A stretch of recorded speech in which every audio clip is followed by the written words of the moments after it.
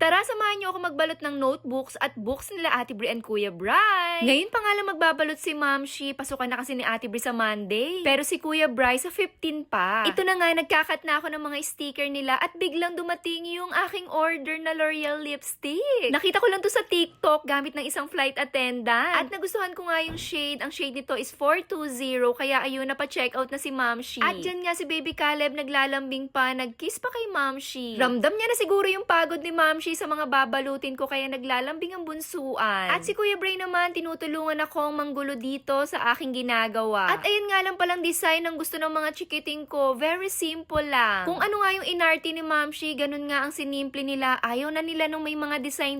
Kaya black and white na lang. At ayan, tapos ko nang ikat yung mga stickers. Kaya ito, babalutin na natin ang kanilang mga books and notebooks. Gamit itong pambalot na nabili ko rin dito sa TikTok na very mabilis lang gamitin at talaga namang hindi ako pinahirapan. Maiba ako, no? Napakabilis lang talaga ng bakasyon, no? Parang dumaan lang talaga. Nag-e-enjoy pa nga ako mag-pickleball sana. Kaya lang wala na. Pasukan na agad. At ito nga, binigyan pa ako ng iced tea ni Kuya Bry. Napaka-sweet naman talaga ng aking kuya. Ayun na nga, no? 2 buwan na pala ang nakalipas. Parang ganun-ganun lang. At itong ang bunsuan ko, may pakinabang naman talaga. Napakasipag. Nagpupulot pa ng mga basura. So, ayan. Sa Monday, simula na naman ang gising ng maaga. Isip-isip na naman ang mga ulam na babaunin ng mga chikiting. Sila nga excited na, pero si Ma'am Shi sa totoo lang, ayoko pa. So, ayan na nga, nagbabalot na ako ng mga notebook ni Ate Bri at ayan, sobrang cute, diba? Next naman yung kay Kuya Bry. In fairness, ang ganda ng notebook nila ngayon. Si Kuya Bry nga, excited na excited talagang pumasok yan. Aayusin na nga daw niya yung gamit niya kahit sa 15 pa yung pasukan nila. At ayan na nga, finally, tapos ko ng balutan ang mga notebook at books nila.